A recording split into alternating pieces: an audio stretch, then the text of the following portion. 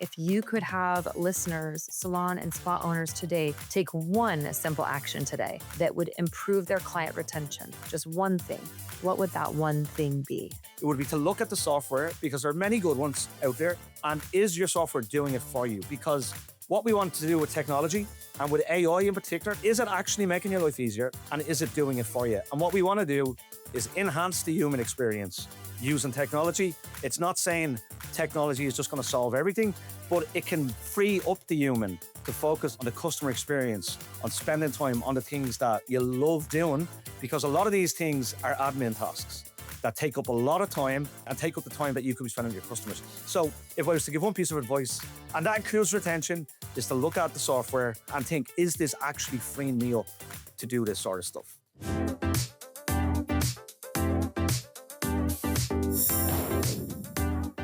Today, I am thrilled to be chatting with someone who lives and breathes salon success. Barry Quinn is the president of Phorest North America. He spent over 15 years helping salons and spas grow stronger and more connected to their clients than ever before. Ladies and gentlemen, please help me welcome Barry Quinn to Brazen and Bold. Thanks for being with us today. Thanks, Heather. Appreciate that. Thanks for the intro. Making me sound old now. I never thought I'd be 15 years in one place, but yeah, I'm actually nearly 70 now, so I'm here much longer than I thought I'd ever be. Yeah.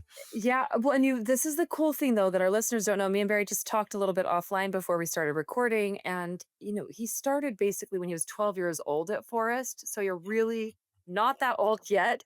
His real first adult job was here with Phorest. So let's get real. 15 years somewhere from the time you were 12, you're not that old. It's going to be fine.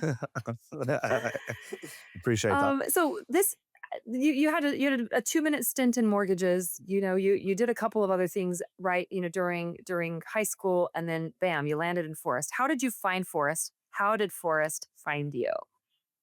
Oh, well. Well, in 2008 or 2009, when there was a crash, the big financial crash, which I'm sure people can remember. So I was working in the mortgage industry. It was my first job out of college. I was absolutely terrible at it, on reflection, but I really was. And the whole thing, at the time in Ireland particularly, that's where I lived at the time. I've been in the States now for 7 years, but at the time in Ireland, we got hit really, really bad with the financial crash. So most of those jobs went at the time. I literally applied for 300 jobs, I think, because I counted them. I applied for Wow. like 300 jobs, and I had 3 phone calls back. And one of them was from Ronan Percival, who's the founder of Phorest and the CEO still today. And yeah, Ronan put me through the mill, and there's a couple of famous stories around that. Ronan put me through the mill for a while to join a really small startup at the time in Ireland. And he was just, at the time, Ronan was selling the product day in, day out on the road, meeting salons and spas, and trying to get the company off the ground. And that was one of the 3 phone calls that I got back. And yeah, I've been here ever since. So that's how it started. Yeah. So this was just happenstance, and apparently it was a good fit, right? From the very start. This is a great trajectory. You started with a brand new company. It was pretty new at the time, and now you've seen it grow, expanding into multiple markets, out of the Yeah. UK, it's United States, North America, Out and across Europe. Out of Ireland. I have to correct on that one. Out of Ireland, not out of the UK. Yeah.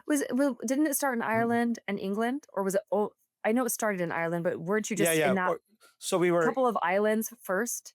we were in Ireland for a couple of years, and for maybe, I think Ronan started the company in 2003, 2004, and we were in Ireland up until about 2009. And then we went into the UK market then from Ireland, which was right next door. So it was one of the easier ones and they spoke the same language as us. So that made it easy as well. And we went into the UK, then from there, Germany, Australia, all over the world pretty much. And then obviously over the last pretty much decade into the US and Canada too. That's perfect. And listen, I understand that these group of islands are 2 separate things. I did mean insult. I would never want to insult this Irish founded and this Irish company. I know it started there and then it spread first to the UK, and then from there you guys branched out across. So no, we are not clumping. We are not giving the Brits credit for No, Phorest, it's nor okay. will we. Very good. That's okay. Awesome. You've seen salon success stories from pretty much every angle, starting with this small startup. What's the biggest mindset shift that you've seen that separates those salons that are struggling to just operate and the ones that are really thriving and maximizing what they have in their business? Yeah, well, that's I think when I go back to like the great education I had, and first I didn't come from the industry. I was learning on the job at the time, as were a lot of us at that time trying to figure it out. But I think we realized early on, premium businesses, premium salons, premium spas, that they did do things differently. That they understood how to attract new customers. They knew they had a great they'd systems to retain them. They knew the cost of acquiring new customers. They knew like the value of a customer if they brought them in. So that really helped us shape then how the product looked and what salons and spas would need from a product. So yeah, working with those best businesses really did help shape what the product looks like today, like including tree card or loyalty, which I'm sure we'll go into. Yeah. Okay, well, I love this. Um, Tell me something too.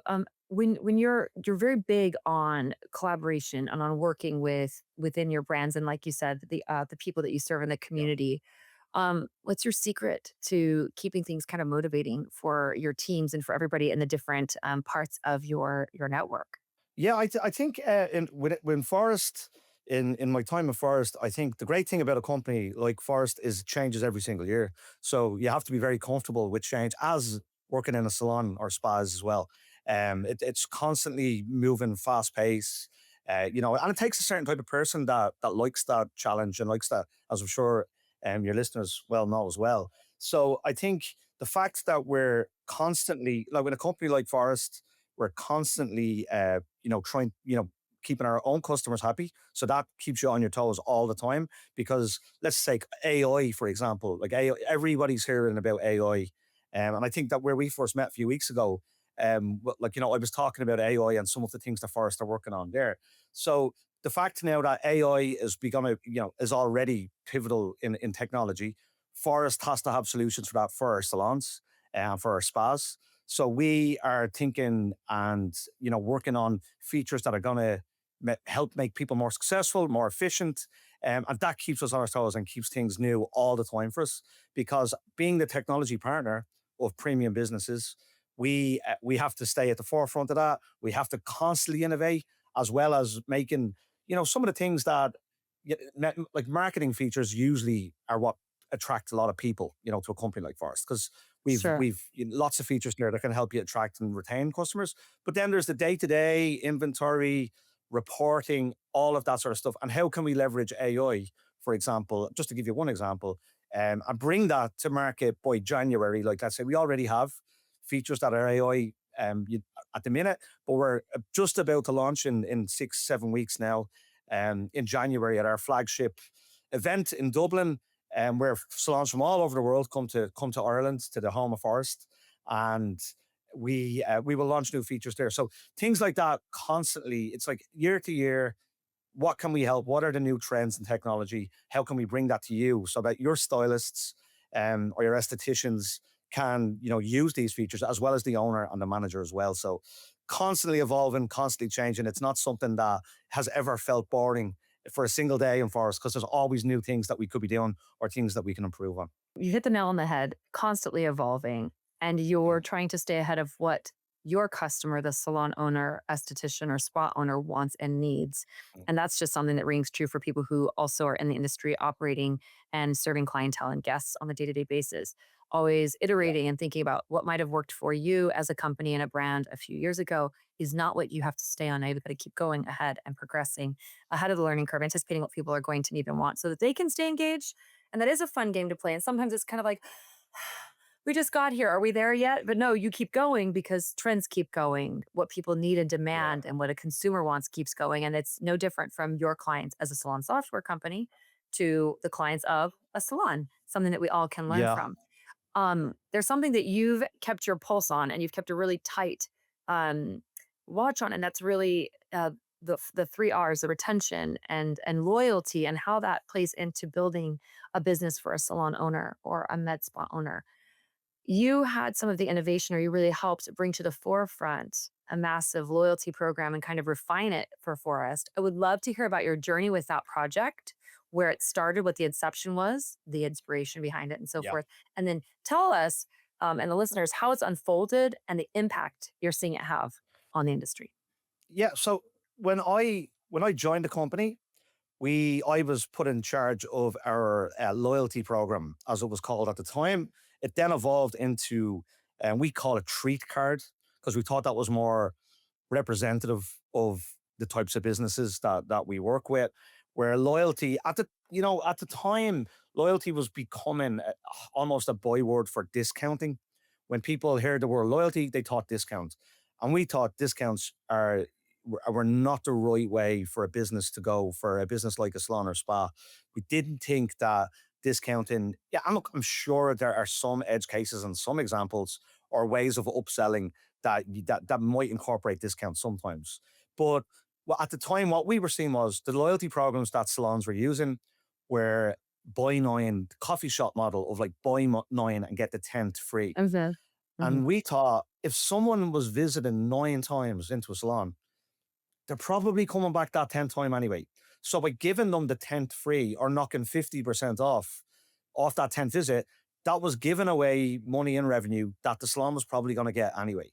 Because when you got to the ninth visit, you're visiting that 10th time. So with the idea and the concept of treat card, what we wanted to open people up to was things that they haven't tried before. So if and that might be a treatment, for example. The other thing with loyalty as well, I think we seen at that time was it was kind of everybody got the same. Where that what we felt was if people were spending more money, they should probably be rewarded differently than people that aren't spending as much as them. So it all went off Spencer. You gained points, and this program still works today for 12,000 salons around the world.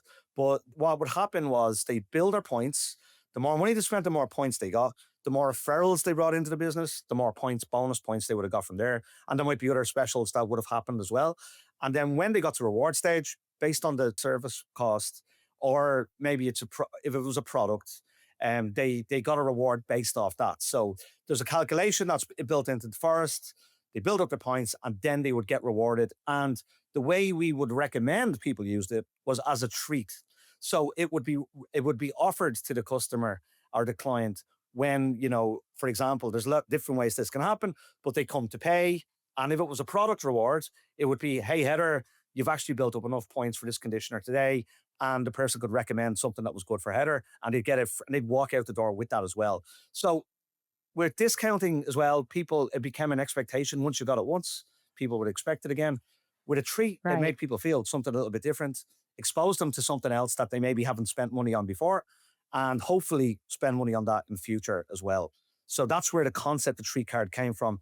It was to build a loyalty program that was designed for salons and spas and not just a coffee shop model, which, if you think about it, you can buy coffee anywhere. That's why coffees do it. That's why coffee shops do it that way. Where with a salon or spa, they go there because of the stylist or the esthetician. They go there because of the massage therapist. They go there because they like the atmosphere of the business. There's lots of different reasons they go. And it's not because you're offering them a discount on the 10th service. So that's where the concept of street card came from. I think that the concept and the strategy of providing something they might not have experienced before, try this treatment, try this enhancement. We Yeah. call them enhancements. It's also some people call them an upsell or an upcharge. And that Yeah. enhancement is something that might be a mask or a serum or something like a luxury Yeah. indulgence. And so providing a way for people to get their feet wet with that treatment, for example. And I do think something else that I really like to accentuate is, say Heather hasn't tried the conditioner yet. Oh, looks like you've got enough points to get one of these. The stylist can then introduce something. We can call that risk free as a thank you for the loyalty. The idea is Yeah. going home with something you haven't experienced before, you realize the difference, the value and the benefit, and then bam, you're adding that rebooking. And I know in our salon, we've dubbed it the Love Club, TLC. We also like that tender loving care acronym. So the Love Club and our Yeah. brilliant salon director, Monica, has come up with this concept, but we have it the Love Club. And we provide things like this, treatments or travel sizes and so forth, so people can get their hands on that. We did not originally Oh, brilliant. allow guests to use it for product because I felt kind of like, well, if they're going to buy product anyway, I don't need to be giving them money back on that.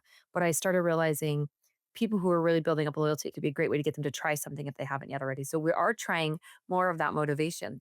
I'd love to know. So, retention, this is a buzzword. Everybody knows, well, at least most people, at least listening to industry podcasts or people who are talking to anybody industry specific in coaching and consulting, they know retention is everything, right? Why is Yep. retention really the foundation of growth? What does retention really mean? Why should we be tracking it? And why should we be nurturing retention within our guest?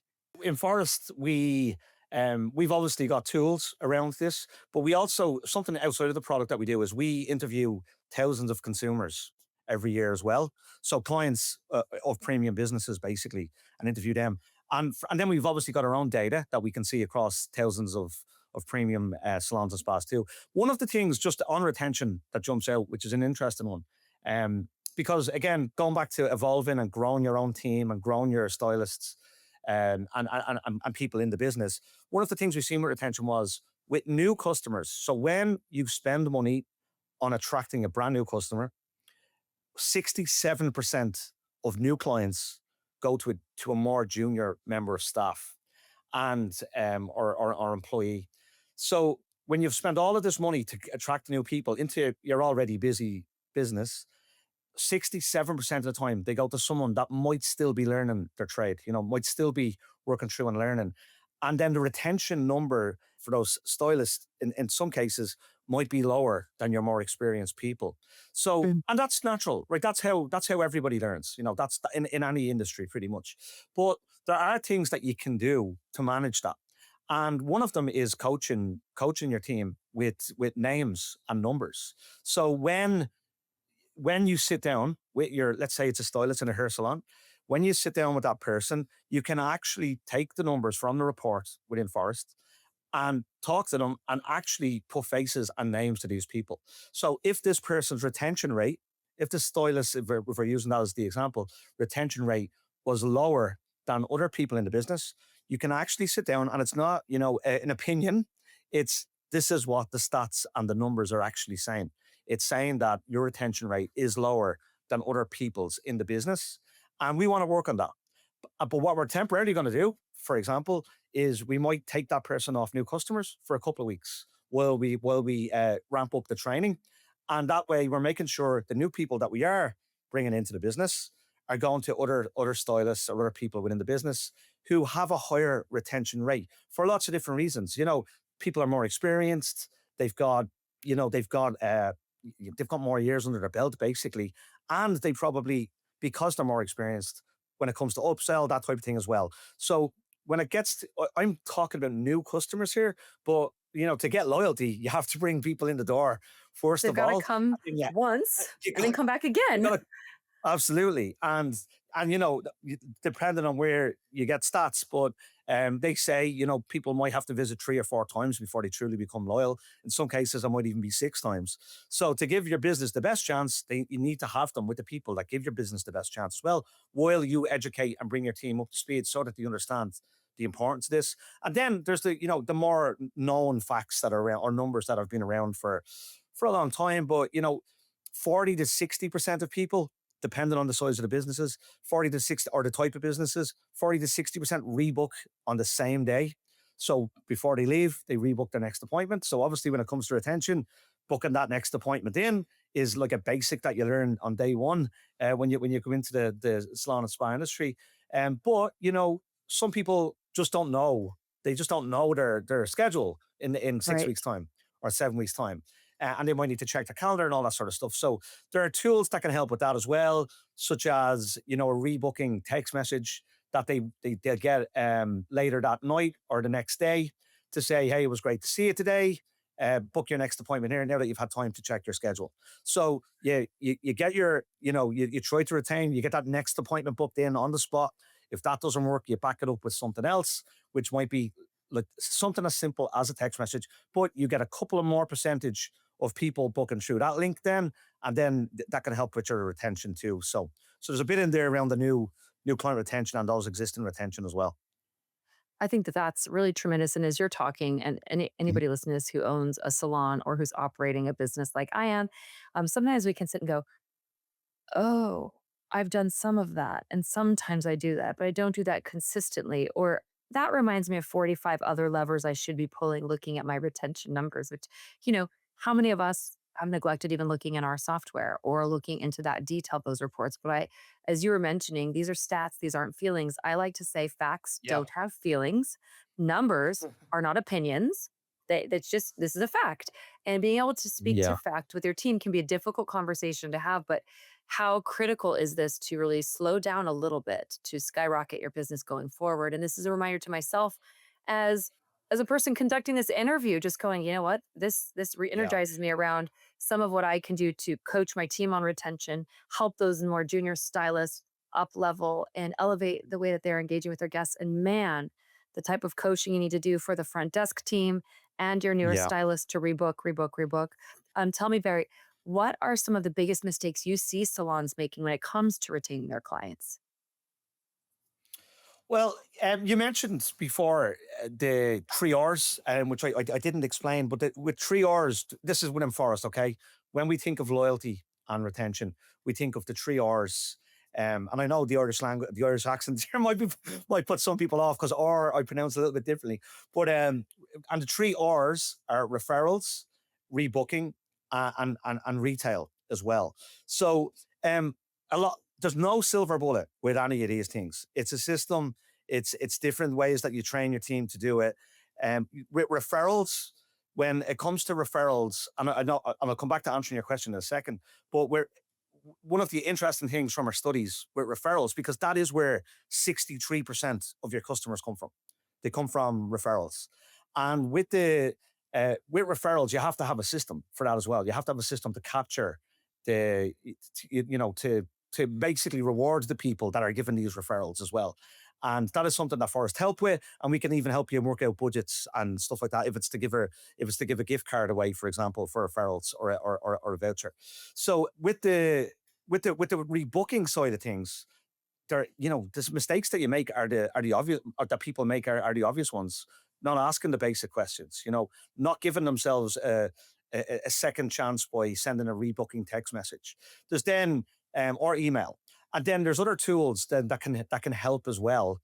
And like suppose the answer to your question is not having anything. It's hoping that the person is just going to make that booking, which a chunk of people are going to do because they love your business and they love your team. But you do have to have some sort of system in place as well to make sure you're getting the most of those people back that you possibly could. And that, for example, one of the features within Forest, Client Reconnect, which you might have seen before. And with Client Reconnect, it's like everybody has a different booking cycle. So Barry's booking cycle is going to be different from Heather's booking cycle because we have different services or treatments. Sure. And I book our different hair length or whatever it might be. So when Barry books on average every 57 days or whatever the number might be, and if it gets to the point where I haven't made a booking, what Forest does is it highlights you've got these bunch of customers or clients that normally book in for highlights or for whatever the service might be, and they haven't made their future booking yet. So we've tried to get the booking in person. We follow them up with a text message to rebook after that as well.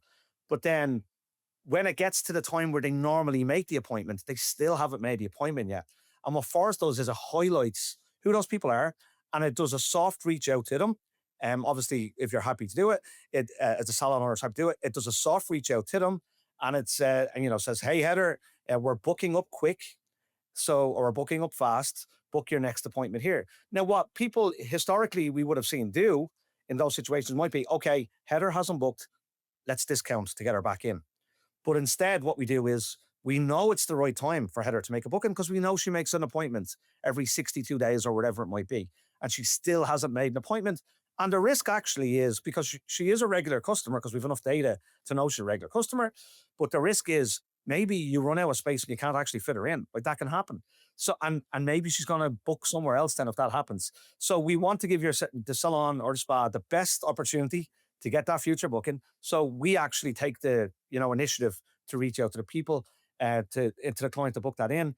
And in that case, the example I've given you there, which is available to every single Forest client, you've had 3 different touch points there to make sure you get that next appointment. And this is outside, obviously, your customer experience levels in person. The fact that maybe you're keeping them happy as well by offering them a loyalty program, all of those things that go into making a successful business as well. But there are small things within your power that you can do for absolutely everybody. And you can automate a lot of this stuff. So you don't actually have to do it every day. It's automatic, like the rebooking text message. Or let's say, do your thing for referrals as well. Even if you refer me to your business, I'm probably still going to Google your business. And if I get to your page or if I get to Google and I Google Tantrum Salon and I see you've got a Google 3-star review rather than a 5-star review, even though you've referred me and I trust you, Heather, I'm still probably going to think twice because the reviews online aren't that strong. And those are things that you can automate to pick up 5-star reviews with every single appointment through a software like Phorest as well. So it's not one single thing. It's a lot of minor things, but when you put them all together, they have a huge impact. So those are the mistakes that we see.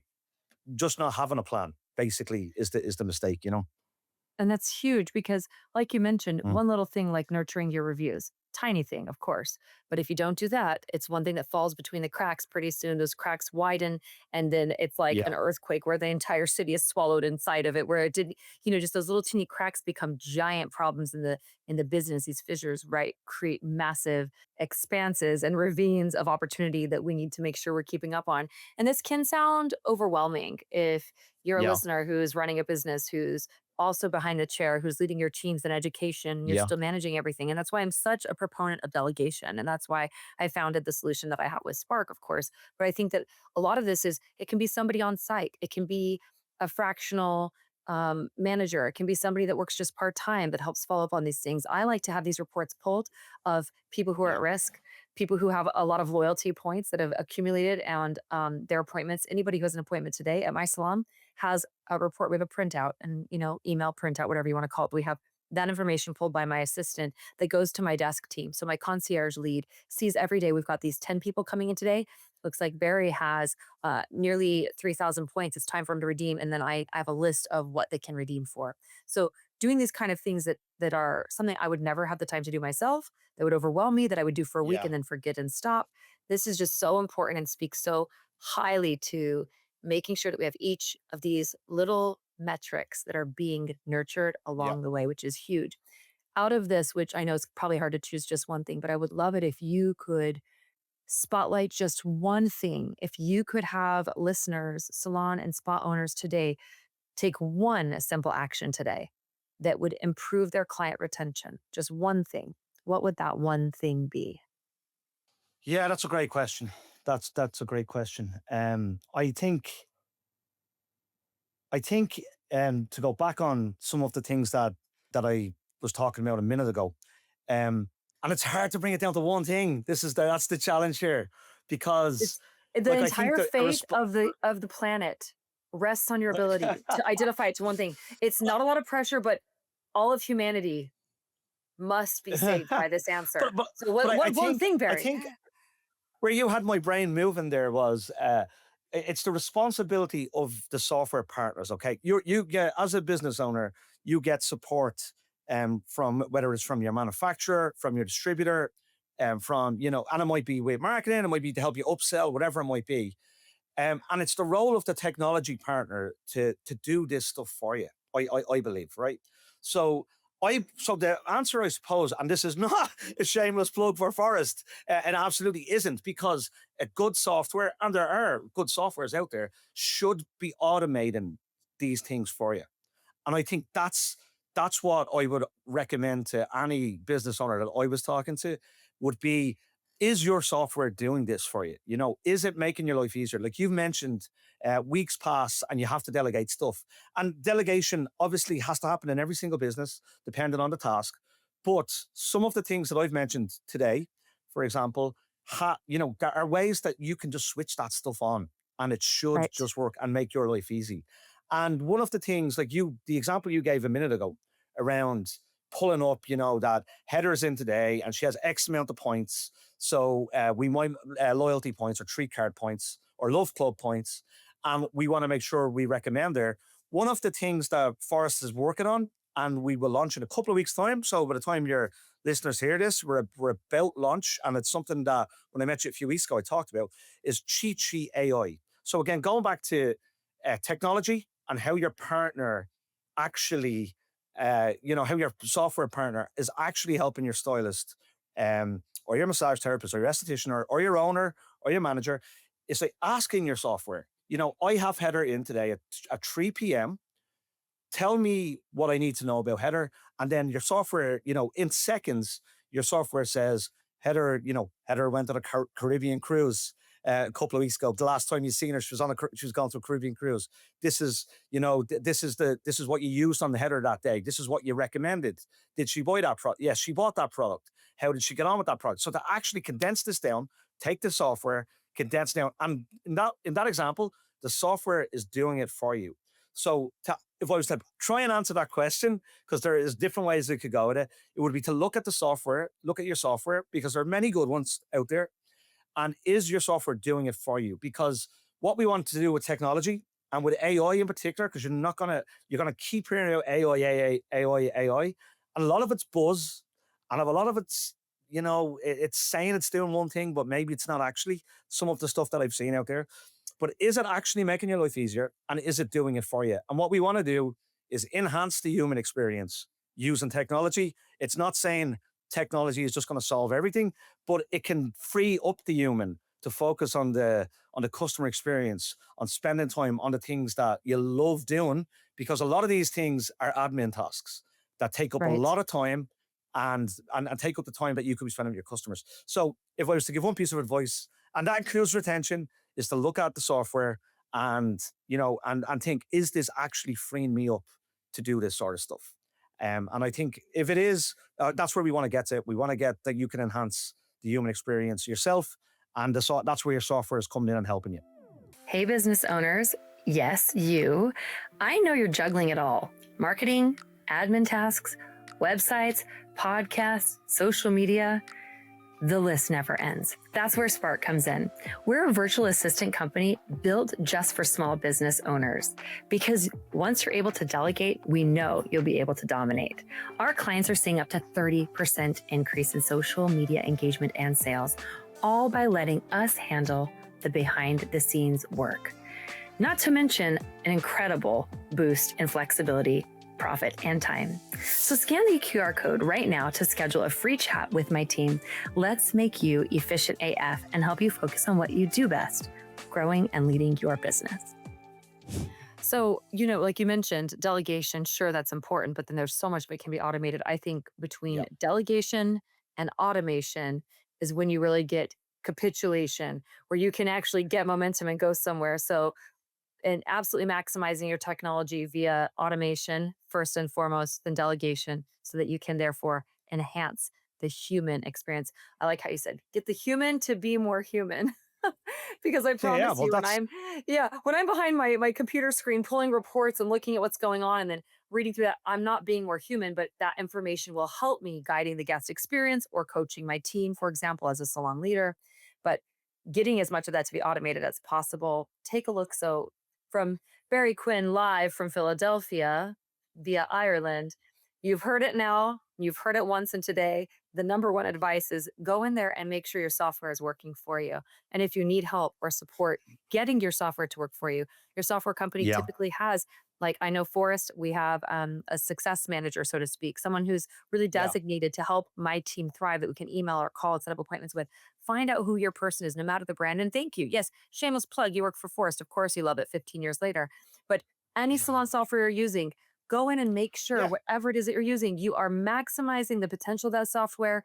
And then if you don't know if you are or not, because if you're like me, you're like, I don't know what thing I need to toggle, I don't know what I don't know, make an appointment with a person who can help you, a salon consultant or the person who's there to guide you to your success. So please do that. I love that advice and really appreciate that. Yeah, and I think you're 100% right.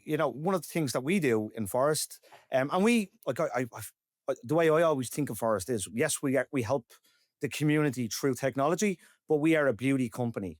So I think we are a beauty company working through technology. That's how we work together, and we Mm. have real humans that know the industry, and know the community. That like over 50% of almost 500 people that work in Phorest, over 50% worked in the industry before they ever came to Phorest. So they know what they're talking about. But also the way technology is going is that, you have, like in your salon today, Heather, there's thousands of lines of data, hundreds of thousands of lines of data, probably just in your own data, that exists within Phorest.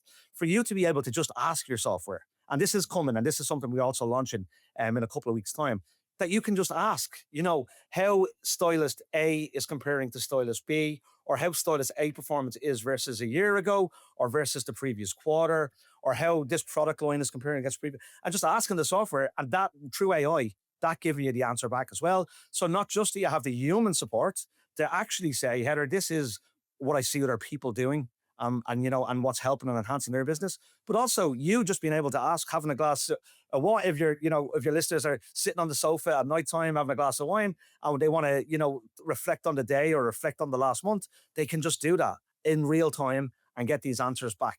So I think that it's complementing again the human with the technology side of things. But as far as we do have to, we've the of all the industries that we're in, there's lots of industries that can be disrupted with AI. But hair, beauty, that type of thing, of course, technology is going to come in and help and enhance it. That's the way we see it. But at the end of the day, you're still going to be with your customers. And, there's a lot of stuff in there that AI can't disrupt in our industry. And then there's things that it can help with. And Yeah. that's the way we're viewing things with technology. And to kind of augment or clarify, I don't look at disruption as negative. In fact, I think Yeah. disruption is actually very powerful and important. So, yes, it's going to disrupt how we do things, and that disruption is an opportunity and it's an enhancement, in my opinion. So, this disruption is an opportunity and a gift to help us really understand how to capitalize on all these things. And I love the idea of sitting there, I'll be drinking green juice or some delicious mint tea, and I'll be like, hey, hey Forrest, drone me my report so my KPI report and my one-on-ones tomorrow can be more interesting. And I can just see it like floating across my screen. It'll be great. But truly, using these kind of things would help us lead our teams so much more impactfully, give more specific Yeah. coaching. I know looking at our retention reports and looking at those numbers where it shows what stylist A is doing compared to stylist B, or what the salon wide average and which stylist is outperforming. Let's start following them and saying, what are you doing in your appointments that is closing the deal so much higher than others? And then let's look at stylist B who might be underperforming and say, we're going to shadow you and we're going to pair you with a mentor and we're going to work with you one on one. And maybe where I do meetings with my team usually every month, or my salon director does, and then quarterly we'll do kind of goal setting and more focused sessions, a little bit more in depth. Let's say stylist B is really underperforming. Perhaps we meet with him weekly. Perhaps we dial in something more specific. If we're making use of this technology, it will Yeah. lead us to guide our team so much more in real time and based on metrics, which is not fun. It's not sexy. It's not artistic. I don't think anybody buys a salon or a med spa thinking, oh, do you know what would be really cool is if I can pull reports on my software and make use of it. No, they're like, I have an idea for the decorations and the name. That's what most people get Yeah. excited about. But Yeah. but man, the way you keep a business open and thriving, and the way you keep your team loyal and your guest experience on point, is by doing some of these things you said, which I love. Okay, now speaking about Yeah. teams. And with goals, sorry, just that you mentioned on goals there. With goals, when it comes to coaching and sitting down with people with numbers, when we've looked at this recently, because it's a core part of Forest is like employee goals and employee targets.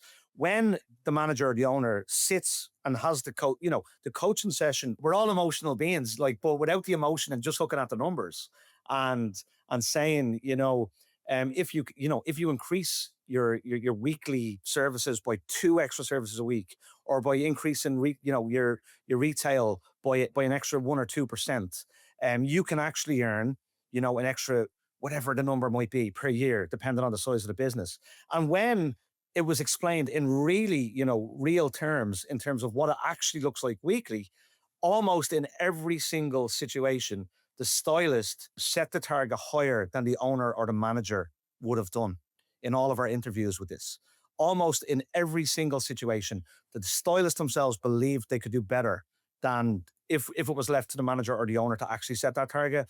When it was actually described what it might take, the stylist was self-motivated to actually do that. Especially if part of the coaching session is the owner fully getting under the hood, and asking, like, why do you want to, why do you want to earn an extra or $5,000 or 10,000, whatever it might be? Because it's usually for something. It's to go on like a cruise, or to go on a holiday to Europe, or to buy it, to have a deposit for a house, or whatever, buy a new car, whatever. When you actually understand the motivating factor behind why that person wants to do better, and then you told them what that looks like. If you want to do this in 6 months, or if you want to do it in 12 months, well, then if you're going to do that in 12 months, you need to hit an extra one service a week, or an extra two service a week, or whatever it might be.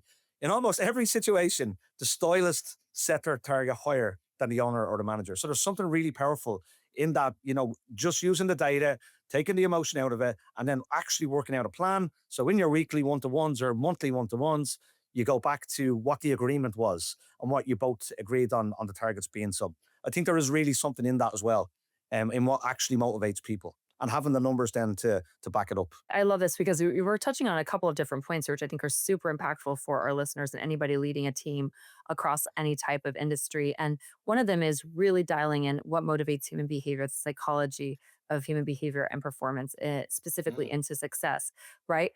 Intrinsic motivation, having that, your own goal setting, your own thing. When people come to a task or a goal with that intrinsic motivation, they are much more likely to reach for it and attain it than somebody imposing an arbitrary goal on them because I want my numbers to look like this as a business owner. So you need to sell this much of something rather than saying, what, you say, take out the emotion and speak to the numbers and the facts. By the same token, we're partnering the numbers and facts with emotion. And that emotion is, Yeah. why does this Yeah. matter to you? So we're partnering facts with no emotion to the artist's drive, which is the why. And when we collaborate with those two, we become a combustion engine of possibility, which I think is really important as a leader to understand. And that's something that I would love to ask you about as well. That was a perfect example of the technology amplifying or enhancing the human side of things as well. So you summed it up better than I would, Heather. Fair play. Barry, my job is to make things summarized. Efficient AF is my motto. And still, if I could learn brevity and to be more succinct, I think I could dominate the world. Yeah, I don't no, I think that this is such a fun conversation too. And I think especially as a leader to listen into this and think, okay, what does this inspire a leader who's listening right now to do a little differently in their coaching, their consulting with their teams? What does this inspire someone listening to collaborate on how they can motivate the three R's: retail, rebooking, and Referrals. rah rah rah. Okay, referrals, right? Okay, so I think that that's something that we can listen to this and say, all right, what are we going to do now to move that needle a little bit more? We've got a lot of ideas here, and Barry, you've led some amazing teams. Um, what is your approach to really creating culture where people want to win together? So we talked about that intrinsic motivation as a salon owner or a spa owner leading that one-on-one. How do you see the best fit to create a culture for people to want to win together and to really work as a team? It's purpose. It's purpose. Um, that's the shared thing so there are people, when I've built teams in Forest over, and like, bear in mind, I was coming in cold, I had no experience of managing people. I had no experience of hiring people before. Um, and one of the things, so we had a couple of things when it came to interviewing that Ronan, the founder, that introduced at the very beginning. On part of, we use something called, for example, when I think of interviewing, we use a model called top grading, and it's going through everybody's history chronologically, and it's obviously to go through what their experience is, but it's also like, what was the motivator, what was the driver, why did you do that, why did you go to college and do that, why did you select why did you select that path in life, all these sort of things. But so we've a way of doing that, because what happens is, and I'll move on from this in a second, but what happens is when you're focusing, again, taking the emotion out of it is how I describe it to myself. It's it's getting people with a shared kind of set of values. So there's people I work with or have worked with over the 16, 17 years that I might not necessarily have um being friends with outside of Forest. That we might not necessarily click together or being friends, but we shared the same common purpose. And that purpose was, serving, in our case, serving salon and spa owners, and actually helping small businesses. Well, there is no small businesses. I hate the phrase small business because that because someone's small business might be someone's huge dream. So I don't like using that phrase, but you have to be to work in Forest and to work as part of one of my teams. You have to really care about somebody's business. You have to actually show up for them, be there, help them. And like we've got a couple of different values in company values in Forest. One of them is Service Gahintach, which is an Irish phrase, which means great customer service. And if you're not living that value, and it's called out, like we've got every single customer interaction is rated. You rate the interaction as a customer in Forest. If that's not a good rating, alarm bells go off, around Forest, and we want to deal with that. So we kind of live and breathe our values. And a lot of people say that, and I know it's not true. And I've got friends and family members that have worked in companies that say their values are X. And in reality, that's not the case, because you'd know some of these companies, they might be major companies. But in Forest, you really have to live your values. And that goes down to the purpose then as well of serving the salon or the spa owner and be on a mission to help them thrive as well. So that's the thing that's always brought us together. And that might seem like the really basic answer, but it's something that can be forgotten about. Like, what are we actually here for? And we've got a hierarchy within Forest too. We call it the Keppel hierarchy. And the Keppel was a guy that worked in Forest. I worked with him for a decade. And he basically, in the hierarchy, the customer is top of the pyramid, right? So when it comes to decision making, it's the customer first and then the team. And you have to live that value. And if you're putting the individual or the team ahead of the customer, it's not going to work in Forest. So having a shared set of values, a shared set of, a shared purpose, that's what's needed. And when you've got that, you're kind of unstoppable, because you can find people that might not necessarily look like you and be like you, but they share those values and that purpose. And that's how you grow strong teams, is shared values and shared purpose. Because if you try and build a team of people that look like you're not going to get very far, because you're going to be biased and you're going to pick people that look and sound like you, and you're not going to have, that type of diversity. So in your thinking. So I think that's the secret or not the secret, because I don't think it is a secret, but it's something you have to be really diligent on to make sure that's what you're building to grow a great company, I think. Yeah, and sometimes the basics can feel a little less than flashy or exciting. Like this is not clickbait. This isn't some kind of big secret, right? And I think that we can overlook the basics from time to time. It would be really hard to find a team that aligns with your values. That's a great cultural fit if you don't live your values or even know and articulate what they are to begin with. So I think the foundation of that piece to having shared values and purpose would be to understand your values and purpose, to make sure they're articulated, so that you're hiring for that, you're recruiting Yeah. for that, you're training for that. And heaven forbid everybody looks and sounds like us. We would be very bored indeed. I think a lot of times you find that the if I find people who think like me, that's really handy for a minute in an echo chamber. And pretty soon I just hear hello, hello, hello, hello, hello. There's nothing new in that echo chamber. It's an empty, it's totally vapid, and it's not getting me anywhere. So we need to have a little bit of like a shared value, as you said, moving to the same direction, but different ideas and different perspectives and different personalities leading us into what will get us there. I Yeah. think that's a really brilliant thing that is basic, but can get lost in Mm. the shuffle of leadership. So thank you for sharing that. Um, you Especially when you're under pressure as well, when there's pressure or you've got timelines, you can ignore those oh, things. But if you never. want to What are be you talking around for about? a long time, Yeah, I'm just if you want to breezy. I be don't have around for a long timelines or time, pressure. yeah. There's no payroll to pay. This is just fun and games, right? But that's when you Speaking really of need to fun be and that's when you games, need to be diligent. Yeah. yeah, well, absolutely. So speaking of fun and games and games, you've studied gamification. That's something that you're interested in. How do you see that idea of gamification or really making things all fun and games influencing staff motivation and the salon experience? Yeah, like I think that going back to the employee goals and employee targets, the feature that's basically so.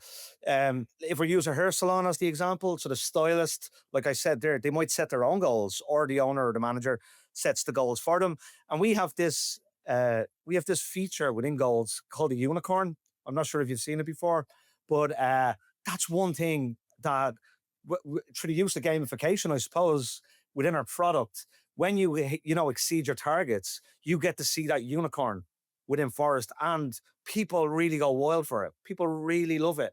It's not even about, the maybe the financial reward on display, or or what the reward is on display at the end, or that they're going to get at the end of that. It's the fact that they've got that unicorn to say, yeah, you've done this. And I was with I just want to know, I was with a very does it fly across the screen? Does it poop yeah, out rainbows? Because if this yeah, unicorn's doing cute things like that, I mean, I want a it's unicorn it's no a matter what I it's earn. a cute unicorn, and you get it when you exceed your target. And I was with a when I met you a few weeks ago, I was with a very successful salon owner from Brooklyn, and in the time I was sitting with her, I think she had 2 or 3 text messages in the time I was sitting, in the hour I was there, from her staff member saying, "I've hit my goal for the week." And that's how, like, Oh, that's intrinsic. That's not the owner saying you need to hit your target this week. That's the person really motivated. And look, it's not like the unicorn is what you see. The unicorn is the fun that you see at the end of it. But it's, being able to see where you stand against your target, and what I need to do to actually get there. Having that as a guideline, being benchmarked to know where you need to get to. Because if it's just a number, it doesn't mean anything. But when you can see the progress being made, how far you are off, the fact that you're close now and you're going to see that unicorn, that's a form of gamification that you would see within the product. yeah, and keep it fun. I have a friend that Yeah. I adore, and she's moving into a new house, and I saw this pillow flash across one of my algorithms of an ad, and it says, "Actually, it is all fun and games." This reminds me of her because she reminds me that you don't have to take everything so seriously. You can actually accomplish so much through having a playful spirit about it or something. I'm thinking, why can't it be more fun to be successful or to set goals? I mean, I didn't know about the unicorn, but I want a unicorn now, and I'm gonna go look at my team and say, "Do you know that you could become a unicorn? Let's find a little feature, and maybe, Yeah, maybe what people I do? people love I it. They love it. I Yeah. do have a unicorn onesie that makes an appearance every once in a while in my life. I've owned this little Halloween onesie zip up unicorn kind of pajama thing. It's very cool. It has like it's the whole thing. I don't know. Maybe someone gets their unicorn, and that's what I'm showing up to their team meeting with. Like, just let's do something unexpected. Let's have a little bit more fun out there with what we're doing, and to reward people, which Yeah, and if I really anybody love. wants, if anybody wants to read more about that, because it is really fun. But Luisa Garcia, if you Google Luisa Garcia and Forest, and Mm, unicorn, you should be able to find Louisa's story with her team in Massachusetts, I think that's so on how fun. on what the unicorn. I think she did it with the Salon Today magazine, and it's a really fun story. Yeah, Good. I love it because what's working for other people can sometimes give us an idea, jog our own memories or our own ideas of some way that we can incorporate a little bit more fun, motivation, and excitement when it comes to those metrics and goal setting. Um, I'd yeah. love to know if you could invite one person as we wrap up, one person to join you for dinner or coffee, whatever you want. Um, who would that person be and why? Oh well, I didn't expect this question. Good. I've got more unexpected questions, but some of them aren't appropriate for online. So no, but So I yeah, don't, but who I would you but I invite? but I immediately know though. Yeah. Well, like like, if it was a celebrity, famous person, there's a person called Marcelo Bielsa, and Marcelo Bielsa is a soccer coach. And he managed my team is Leeds United, in the UK. That's who I support. I've supported them my whole life, and I support them because my dad supported them, and I followed his lead. And he actually met Bielsa, and because the other person would, of course, would be my dad, but and he'd be there too. I'm sure Marcelo wouldn't begrudge my dad being there too. But Marcelo, the reason I find him fascinating is he takes teams. He basically never managed the top teams, right? So he's a genius, and he probably, like, he could have managed any team in the world, but he always chose the underdog, and he's still doing it today. He's the manager of Uruguay today, and he's going to be in the World Cup here in the US next year. But he takes on the challenges, and he finds a city and a people that need help, basically. So he goes into these underdogs that don't have as much money as everybody else, and he goes in there and, through a system, inspires those players to basically be levels above what they ever probably would have been with any other manager. And the fact that he managed my club, obviously, I'm a little bit biased, but before that, I was fascinated by this guy anyway, by Marcelo Bielsa. So if it was to have one person would be Marcelo Bielsa he's from Argentina originally, and he from Rosario in Argentina. That's who I'd have, because yeah, I find him the most fascinating person you meet. And on his first day with Leeds United, we were there with my family in Leeds watching them, and my dad bumped into him having breakfast, and he got to meet him that morning. And I actually showed a couple of people that selfie the other day as well. So yeah, there's two legends, yeah, Marcelo and my father. Yeah. Oh, that's beautiful. I love it. Speaking of fathers, my dad lived in Rosario, Argentina, No way. for a couple No years. Yeah, way. Che. That's what they'd say in Argentina. Che. Yeah, that's so great. All right, Barry, this has been amazing. You've been so generous with your time. Thank you for sharing with us some concepts around leadership, as well as how to reward guest loyalty, to enhance the guest experience, and to leverage technology to make our humans a lot more human. So, thank you There so you much go. for your time. For those of the listeners who would love to connect with you, learn more from you, or what you're doing in Forest, tell us where we can find you. Yeah, you can forest.com is the best way to come to Forest. My Instagram handle is at Barry underscore Dubliner, I think. I should know this, but I'll tell you right now. Yeah, it's at Barry underscore Dubliner is my Instagram, which I know a lot of. I think we probably have a lot of mutual followers, but I'm sure there's lots of people in my community, in your community, that probably aren't as familiar with us. But at Barry underscore Dubliner, because that's where I come from, Dublin. That's wonderful. I'm so excited. And speaking of Dublin, so excited that I get to join you and your team at the summit for Forest in Dublin in January. Really looking forward to that and leading a workshop and breakout room there. I cannot wait to join the other minds. We're going to be there in industry, fellow high achieving salon owners from across the world to be there. Can't wait to see you on your own turf. Thank you again for your time. Brilliant. Thanks a million, Heather. Thanks.